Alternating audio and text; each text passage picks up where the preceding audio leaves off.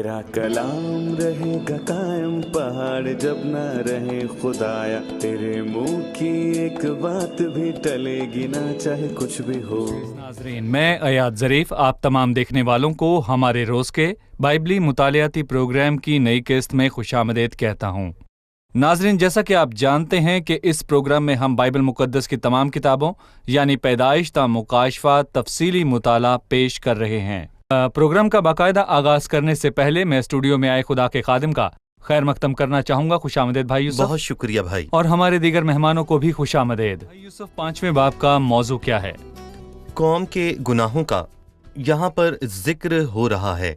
चौथे बाब में वो कहता है, ऐ काहिनो ये बात सुनो, और वो वाज़ेह करता है कि खुदावंद नाराज है क्योंकि उस मुल्क के रहने वालों से खुदावंद का झगड़ा है जी। लेकिन 5वें बाब में वो दायरा कार को वसी करता और ना सिर्फ इसराइल के घराने बल्कि कहता है, ऐ काहिनो ये बात सुनो, और ऐ बनी इसराइल कान लगाओ।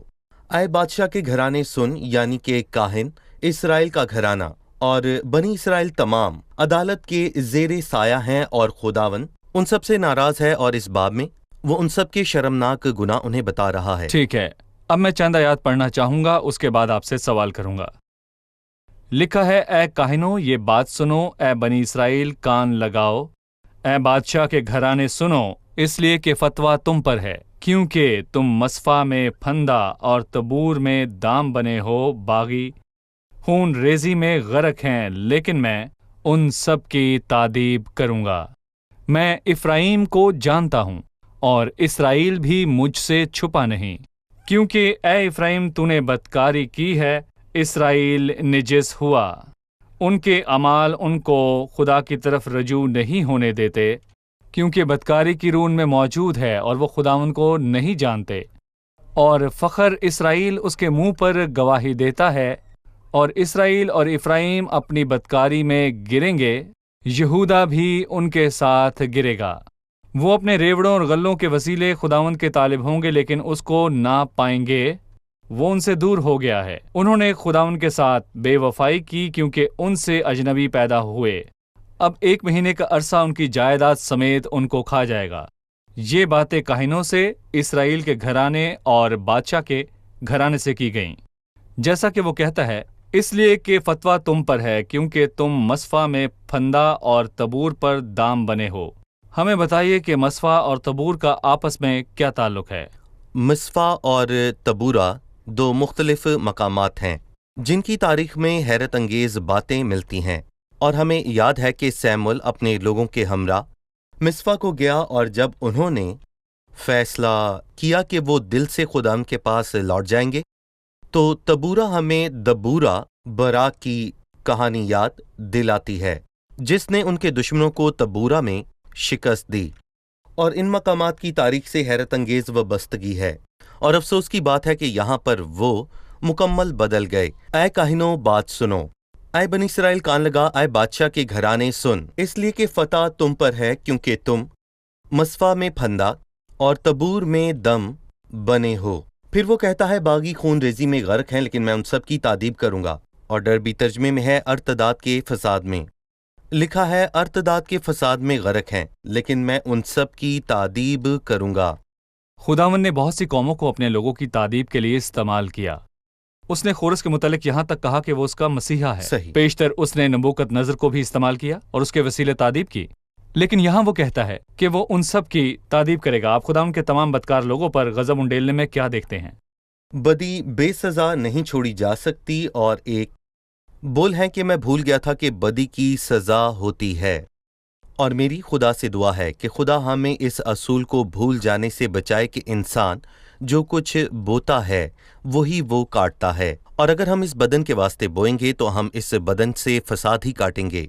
और इसीलिए खुदावंद उनसे कहता है कि मत भूलो कि तुम अर्तदाद के फसाद में गरक हुए, और मैं चुपचाप खड़ा नहीं हुआ, क्योंकि खुदावंद यहाँ पर कहता है कि मैं तुम्हें तादीब करूंगा। और फिर मैं कहूँगा कि जब हम 9वीं आयत पर पहुँचते हैं तो हम यहाँ वाज़ेह तौर पर देखते हैं कि तादीब के दिन इफ्राइम बर्बाद होगा, जिसका मतलब है कि एक दिन है जो कि तादीब का दिन कहलाएगा। मैं उन सब की तादीब करूंगा और तादीब के दिन इफ्राइम बर्बाद होगा। सही। भाई यूसुफ, तीसरी आयत बहुत ही अहम है। मैं इफ्राइम को जानता हूँ और इसराइल भी मुझसे छुपा नहीं, क्योंकि ए इसराइल तूने बदकारी की है, इसराइल निजस हुआ। वो कहता है कि वो इफ्राइम को जानता है और इसराइल उससे छुपा नहीं। लोग और उनके गुनाह खुदावंद के आगे आया हैं। आप इसमें क्या देखते हैं? दरअसल जब हम ये पढ़ते हैं कि मैं इफ्राइम को जानता हूं और इसराइल भी मुझसे छुपा नहीं, और यहां पर मैं एक और बात कहूंगा, आए खुदावंद तू सब जानता है। और अगर आप यूहन्ना की इंजील का 6 बाब पढ़ें, और यहां वो कहता है कि वो सब लोगों को जानता है, और यही इल्म हमें एक पाक खौफ में रखता है।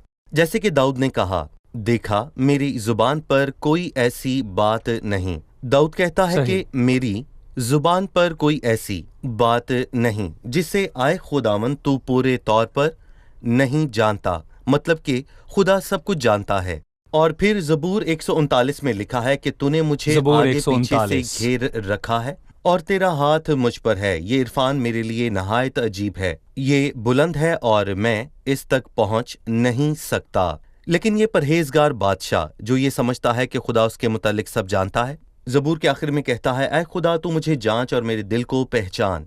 ऐ खुदावन तू मुझे जांच और मेरे दिल को पहचान, मुझे आजमा और मेरे ख्यालों को जान ले और देख के मुझ में कोई बुरी रविश तो नहीं और मुझको अबदी राह में ले चल। खुदावंद मुझे जानता है और इसीलिए मैं उसके पास आता हूँ और उसे कहता हूँ कि मेरे दिल और जुबान को पाक और साफ कर।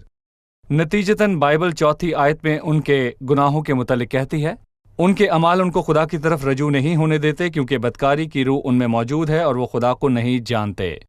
उनके अमाल उनको खुदा की तरफ रजू नहीं होने देते। क्या राह बाकी नहीं रही? क्या वो नहीं जानते कि वो कैसे लौटे, या वो लौटना नहीं चाहते? डॉक्टर विरॉन मैगी ने इस हवाले से एक बड़ी आला बात कही है कि अगर घड़ी ठीक से ना चले तो आपको घड़ी की सुइयों को बदलने की जरूरत नहीं, क्योंकि मसला घड़ी में है, अंदर उसकी मशीन में है। और वो कहता है क्योंकि बदकारी की रूह उनमें मौजूद है। जब आप गुनाह से मोहब्बत रखते हैं तो आपके अमाल उससे मुख्तलिफ क्यों कर होंगे? आपको नया दिल चाहिए। आपको खुदा के पास जाकर ये कहने की जरूरत है कि आए खुदावंद मेरे अंदर पाक दिल पैदा कर और मेरे बातन में असर नो मुस्तकिम रूह डाल। लेकिन अगर आप अपनी मौजूदा हालत में ही रहेंगे तो आप अपने अमाल को बदल नहीं पाएंगे और उनके अमाल उनको खुदावंद की तरफ रजू नहीं लाने देते। और इसीलिए निकोदीमस खुदावंद के पास आया और उससे कहा, रबी हम जानते हैं कि तू खुदा की तरफ से उस्ताद होकर आया है। और मसीह ने फौरन जवाब दिया कि तुझे नए सिरे से पैदा होना जरूर है। भाई छठी आयत में कुछ ऐसा है जो जाहिरन तो काबिल कबूल लग सकता है। लिखा है वो अपने रेवड़ों और गलियों के वसीले से खुदावन के तालिब होंगे, लेकिन उसको ना पाएंगे। वो लोग खुदावन के तालिब होकर निकले और बैलों और बछड़ों को कुर्बानी के वास्ते ले गए। वो खुदावन की इबादत करना चाहते थे, लेकिन उन्होंने उसे ना पाया क्योंकि खुदावन वहां ना था। खुदावंद हमसे बैलों और बछड़ों को नहीं चाहता, उसे बैलों बछड़ों की जरूरत नहीं। ज़बूर 50 में वो कहता है कि क्योंकि जंगल का एक एक जानवर और हजारों पहाड़ों के चौपाई मेरे ही हैं, मुझे तेरे बैल भेड़ बकरियां नहीं, तेरा दिल चाहिए, तेरी तौबा चाहिए, तेरी पाक जिंदगी चाहिए। और मैं उनकी कुर्बानियों को मंजूर करूंगा जो मुझसे मोहब्बत रखते हैं और उन्हें शुक्रगुजारी और मोहब्बत में गुजरानते हैं। लेकिन मैं कबूल ना करूंगा अगर तू सारा दिन गुनाह में पड़ा रहता है और फिर मेरे लिए बैल बकरे लाता है। खुदा रिश्वत को नहीं मानता। और मैं कहूंगा कि बाइबल में ये बात अजीब नहीं कि उन्होंने वहां खुदा को ना पाया, क्योंकि हम इसके मुतल्लिक पढ़ते हैं। मसलन अमसाल पहले बाब में वो वाज़े तौर पर ये कहता है, चूंकि मैंने बुलाया और तुमने इनकार किया, मैंने हाथ फैलाया और किसी ने ख्याल ना किया, बल्कि तुमने मेरी तमाम मशवरत को नाचीज जाना और मेरी मलामत की बेकदरी की। यानी कि जब दहशत तूफान की तरह आ पड़े और आफत बगुले की तरह तुमको ले लेगी, तब वो मुझे पुकारेंगे लेकिन मैं जवाब ना दूंगी और दिलो जान से मुझे ढूंढेंगे पर ना पाएंगे। खुदाम ने पुकारा लेकिन उन्होंने अपने दिल को सख्त कर लिया, उन नादान कवारियों की मानिन जिनका खुदाम ने बड़ा इंतजार किया, पर वो देर से आई और खुदावन उनसे दूर हो गया। 7वीं आयत है, उन्होंने खुदावन के साथ बेवफाई की क्योंकि उनसे अजनबी बच्चे पैदा हुए। अब 1 महीने का अरसा उनकी जायदाद समेत उनको खा जाएगा। 1 महीने का अरसा उनकी जायदाद समेत उनको खाया जाएगा का क्या मतलब है? दरअसल पूरी की पूरी आयत वजाहत तलब है। जी भाई यूसुफ। उन्होंने खुदावंद के साथ बेवफाई की और बदकारी के ब्याहों के नतीजे में उनसे अजनबी बच्चे पैदा हुए जो खुदावंद से नावाकिफ थे। उन्होंने उनकी परवरिश खुदावंद के खौफ में रहते हुए ना की। लिहाजा जब वो कहता है कि अब 1 महीने का अरसा उनकी जायदाद समेत उनको खा जाएगा, तो इसका मतलब है कि अदालत नजदीक है, जैसा कि याकूब ये कहता है कि देखो मुंसफ दरवाजे पर खड़ा है। हर रोज हम अदालत के नजदीक तर होते जा रहे हैं और जरा तसव्वुर कीजिए कि आज से 1 माह बाद आपको किसी मसले का सामना करना है और हर गुजरते दिन के साथ आप उस मसले के नजदीक तर होते जा रहे हैं और आपको मुद्दई से सुलह करनी है जबकि वो आपके साथ राह में है, वगरना आप मुश्किल में होंगे। सही। फिर भाई यूसुफ वो 8वीं आयत से कहता है, जुबा में करना फूंको और रामा में तुरही, बैत ऑन में ललकारो कि ए बिन्यामीन खबरदार पीछे देख। तादीब के दिन इफ्राइम वीरान होगा, जो कुछ यकीनन होने वाला है मैंने इसराइली कबाइल को जता दिया है। यहूदा के उमरा सरहदों के सरकाने वालों की मानिंद है, मैं उन पर अपना कहर पानी की तरह उंडेलूंगा। इफ्राइम मजलूम और फतवे से दबा है क्योंकि उसने तकलीद पर कनात की। बस मैं इफ्राइम के लिए कीड़ा हूँगा और यहूदा के घराने के लिए घुन। वो किरना फूंकने और कहर को उंडेलने की बात कर रहा है। हमें बताएं कि यह कहर किस पर उंडेला जाने वाला है और कैसे। जो आयत अभी आपने पढ़ी वो काबिल गौर हैं कि अगली आयत में और उससे आगे भी वो इफ्राइम और यहूदा का बड़ा तस्करा करता है। इफ्राइम इसराइल है और यहूदा जनूबी सल्तनत दो है। सल्तनतें हैं, इफ्राइम शुमाल में है और यहूदा जनूब में वाक़ई है। यहाँ ज्यादातर शुमाली सल्तनत पर जोर दिया गया है, लेकिन यहूदा का जिक्र भी वो करता है। मिसाल के तौर पर 12वीं आयत में वो कहता है, बस मैं इफ्राइम के घराने के लिए कीड़ा हूँगा और यहूदा के घराने के लिए घुन। 13वीं आयत जब इफ्राइम ने अपनी बीमारी और यहूदा ने अपने जख्म को देखा, और जैसा कि हमने कहा कि लफ्ज इफ्राइम का जिक्र किताब में 36 मरतबा किया गया। यहाँ इफ्राइम पर रोशनी डाली गई है, लेकिन अफसोस कि जिसके मुतालिक हमने 4:17 में देखा कि वो बुतों से मिल गया। लेकिन खुदा का शुक्र है कि 8:14 में हमें मालूम होता है कि इफ्राइम बुतों को हटा देता है और कहता है कि अब मुझे बुतों से क्या काम। इन आयात में जो भी आपने पढ़ी, इफ्राइम मजलूम और फतह से दबा है और तादीब के दिन एक हौलनाक अदालत इफ्राइम पर की जाएगी और पहले 10 कबीले असीर होंगे और 2 कबीले उसके बाद असीर हुए, जो कुछ यकीनन होने वाला है। मैंने इसराइली कबीले को जिता दिया है, मतलब कि जो होना लाजिम है मैंने बता दिया है। और इससे हमें मुकाशफा के पहले बाब की पहली आयत याद आती है, जिन बातों का जल्द होना जरूर है। मुमकिन नहीं कि खुदा गुनाह को बेसजा जाने दे, लिहाजा जो कुछ यकीनन होने वाला है मैंने इसराइली कबीले को जता दिया है। आइए 12वीं आयत पर बात करते हैं। इफ्राइम मजलूम और फतह से दबा है क्योंकि उसने तकलीद पर कनायत की। वो दबा हुआ है और उसने तकलीद पर कनायत की, और यकीनन ये खुदा की तरफ से नहीं है, क्योंकि अगर वो खुदा के अहकाम के मुताबिक चलता तो उसका तजुर्बा ना करता जो उसके साथ हुआ। काश के तू मेरे अहकाम का शिनवा होता और तेरी सलामती नहर की मानिंद और तेरी सदाकत समंदर की मौजों की मानिंद होती। लेकिन उन्होंने यरूबाम बिन नबात की तकलीद की, जिसने इसराइल से गुनाह करवाया। उसने उन्हें हदायत दी और लोग कहते हैं कि वो बादशाह था, तो फिर वो गरीब लोग क्या करते। जरा सुनिए वो क्या कहता है। उसने तकलीद पर कनायत की, लेकिन मैं उसे याद दिलाना चाहता हूँ कि सलीब पर दर हकीकत क्या हुआ। सरदार काहिनों ने गरीब अवाम को वर्गलाया कि वो बराबा को छोड़ें और मसीह यीशु को सलीब देने की दरख्वास्त करें। तो मतलब ये कि लोग मुजरिम नहीं हैं, जबकि वो और भी जोर से चलाने लगे कि नहीं, इसको छोड़ दे, बराबा को छोड़ दे और मसीह को सलीब दे। तो फिर मैं मसीह के साथ क्या करूं? क्या उसे मसलूब करूं? क्योंकि उसने तकलीद पर कनायत की। ये सच है कि यरूबाम बादशाह मुजरिम था और उसने इसराइल से गुनाह करवाया, लेकिन मैं कहूँगा कि वो भी वही करने में खुश हुए। तो उन्होंने फैसला किया कि उन्हें दूर जाकर खुदावंद की इबादत करने की ज़रूरत नहीं, बल्कि वो किसी बछड़े की इबादत कर सकते हैं, जैसा कि उन्होंने हारून के बनाए बछड़े को सिजदा किया। और फिर एक बड़ी अहम बताई जो खुदा के अहकाम और लोगों के अहकाम के दरमियान फ़र्क है, जो कि आज तक है। जैसा कि आपने एक बहुत अहम बात बताई, जो कि खुदा के अहकाम और लोगों के अहकाम के درمیان فرق ہے، اور آج تک یہاں تک کہ مسیح اعتراف کے دائرے میں ایسے لوگ ہیں جو لوگوں کے احکام کی پیروی کرتے ہیں، نہ کہ خدا کے احکام کی۔ وہ مذہبی صحیح۔ رہنماؤں کی پیروی کرتے ہیں جو انہیں صلیب کی راہ سے دور لے جاتے ہیں، گویا صلیب تنہا کافی نہیں اور فقط مسیح کا صلیبی کام کافی نہیں۔ لوگ جو ہیں مذہبی رہنماؤں کی بات کو مانتے ہیں اور خدا کے احکام کو رد کرتے ہیں، جو کہ بے حد خطرناک ہے۔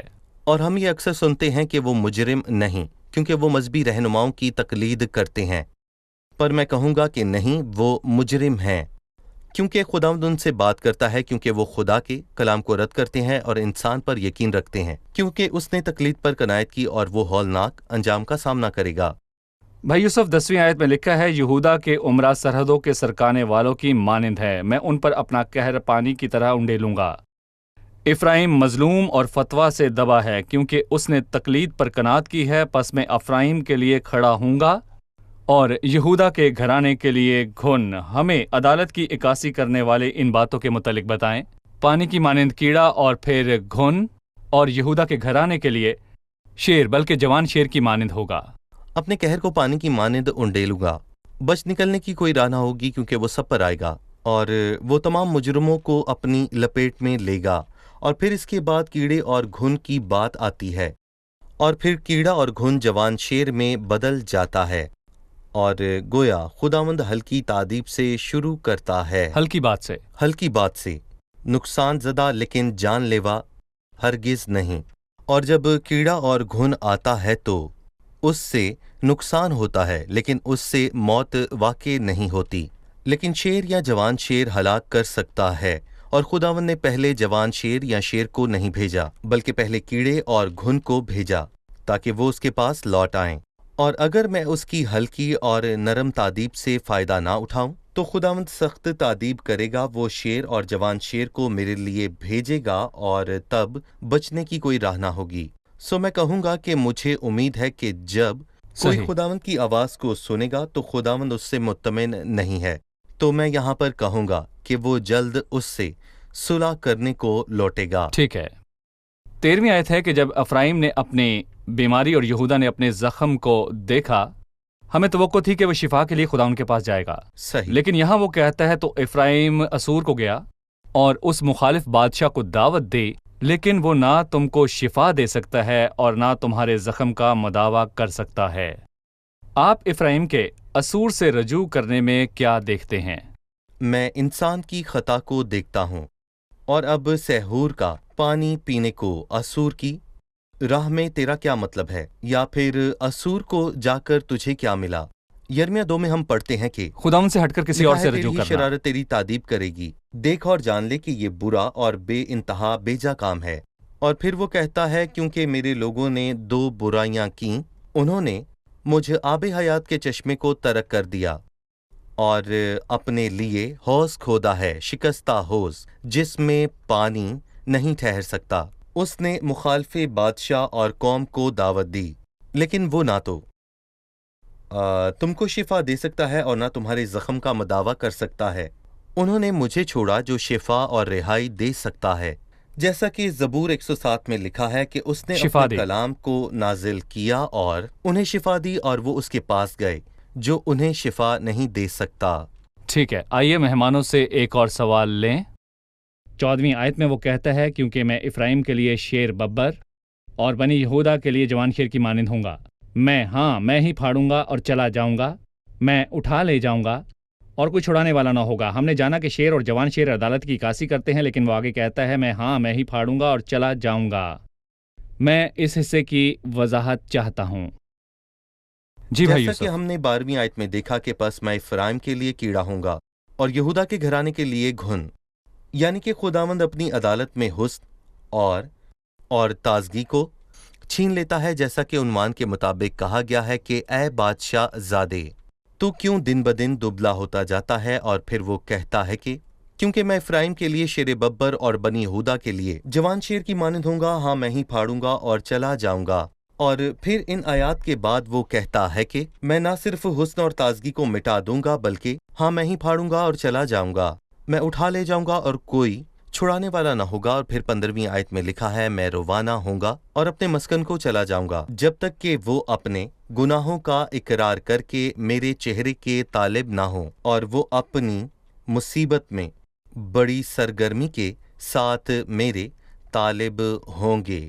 ٹھیک ہے، شکریہ بھائی یوسف جو ہمیں آج اور صاحب کا ایک ساتھ میں دیکھنے کو ملی۔ خداوند آپ کو برکت دے۔ اب وقت ہے کہ ہم مہمانوں سے جانیں انہوں نے کیا سیکھا۔ شروع کی آیات میں 2 مقامات کا ذکر ہے، مصفا اور تبور۔ ان کا اس باب میں اس قوم کی حالت سے کیا تعلق ہے، یہ بیان کریں۔ مصفا ہمیں سیموئیل کی یاد دلاتی ہے۔ وہ مصفا میں لوگوں کے ہمراہ گیا، اور جبکہ انہوں نے خداوند کے پاس لوٹنے اور اپنے گناہوں کا اعتراف کرنے کا فیصلہ کیا۔ صحیح۔ اور تبور ہمیں فتح کے مقامات کی یاد دلاتا ہے جو دبورہ اور براق کے وسیلے ملے۔ ٹھیک ہے جی بھائی یوسف۔ صحیح بالکل۔ افرایم کے متعلق آگے کہا گیا وہ حکم پر چلا، وہ ایک مفید اور بے ضرر عمل لگتا ہے۔ وہ یہاں کس حکم کی بابت بتا رہا ہے؟ آپ میں سے کون بتائے گا؟ وہ یربعام بن نبات کی تقلید کی بابت کہہ رہا ہے، جو سونے کے بچڑے کے آگے سجدہ کرنا تھا پر خدا ان کی طرف سے نہ تھا۔ جی بالکل ایسا ہے۔ ٹھیک ہے جی بھائی یوسف۔ صحیح۔ آخری سوال 10 تا 14 آیات سے ہے جن میں عدالت کے مناظر ہیں۔ کیا کوئی مجھے ان کے متعلق بتا سکتا ہے؟ میں اپنا قہر پانی کی طرح انڈیلوں گا، بچ نکلنے کی کوئی راہ نہیں ہے۔ مجرموں پر آئے گی کیڑا اور گھن، یہ نقصان دہ تعدیب نہیں ہے بلکہ ہلکی تعدیب ہے۔ یہ صرف حسن اور تازگی کو کھاتی ہے، لیکن جو کوئی خداوند کی تعدیب کے بدلے حلیم اور فروتن نہیں ہوتا، خداوند اس کے لیے شیر بلکہ جوان شیر کی مانند ہوگا جو کہ بربادی ہے۔ ٹھیک ہے، وہ آہستہ آہستہ عدالت کو بڑھتا ہے یہاں تک کہ وہ برابری تک پہنچ جاتی ہے۔ جی بھائی یوسف۔ صحیح۔ ٹھیک ہے، آپ سب کا شکریہ بھائی یوسف، خدا آپ کا بھی برکت دے۔ شکریہ۔ عزیز ناظرین، خداوند نے اپنے لوگوں کے متعلق کہا میں افرایم کو جانتا ہوں اور اسرائیل بھی مجھ سے چھپا نہیں۔ خداوند کی آنکھیں اپنے لوگوں کو تکتی رہتی ہیں اور ان کے پوشیدہ اعمال اور کاموں کو ظاہر کرتی ہیں۔ خداوند کی آنکھ آج بھی تمام لوگوں کو دیکھتی ہے، وہ ہر ایک کو جانتا ہے، ان کے حالات اور پوشیدہ باتوں سے واقف ہے، اور وہ جو رات گئے تک جاگتے اور شام کو گناہ کرتے ہیں، خداوند ہر ایک بات کو دیکھتا ہے تاریکی میں بھی، لیکن وہ منتظر ہے کہ کوئی دلی توبہ کے ساتھ اس کے پاس آئے۔ مسئلہ یہ ہے کہ جبکہ خداوند افرایم اور اسرائیل کو بخوبی جانتا ہے، وہ اپنے جان لیوا زخم کی شفا کی خاطر اسور کے بادشاہ کے پاس گئے، لیکن اسور کا بادشاہ زخموں سے شفا بالکل بھی نہیں دے سکتا کیونکہ طبیب اعظم صرف ایک ہے۔ عزیز ناظرین، اگر آپ دکھی ہیں اور گناہ کی حالت میں ہیں اور بہت زیادہ زخمی ہیں اور ہر روز آپ جسمانی اور اخلاقی نقصان کے باعث زخمی ہوتے ہیں، آپ جو روحانی بیمار ہیں، اخلاقی علت یا جسمانی مرض کا شکار ہیں، تو روح جان بدن کی شفا کے واحد منبع کے پاس آئیں، مسیح کے پاس آئیں جو آپ کو شفا دے سکتا ہے۔ آپ اپنے گناہوں اور بیماریاں لے کر کسی اور کے پاس کیوں جاتے ہیں؟ مسیح کے پاس آئیں۔ عزیزو، مسیح کے سوا کوئی دوسری نجات نہیں ہے اور مسیح کے سوا کہیں کوئی شفا نہیں۔ مسیح کے سوا کوئی نہیں جو گناہ کو مٹائے یا ان کا کفارہ دے سکے۔ مسیح کے پاس آئیں، اپنے گناہ سے توبہ کریں، اپنا دل اسے دیں اور اس کے کامل صلیبی کام پر تکیہ کریں، تو آپ کو ابدی معافی ملے گی۔ اسی کے ساتھ آنے والی قسط میں آپ سے پھر ملاقات ہوگی۔ خداوند آپ کو برکت دے۔ تیرا کلام رہے گا قائم، پہاڑ جب نہ رہے خدایا، تیرے منہ کی ایک بات بھی ٹلے گی نہ، چاہے کچھ بھی ہو۔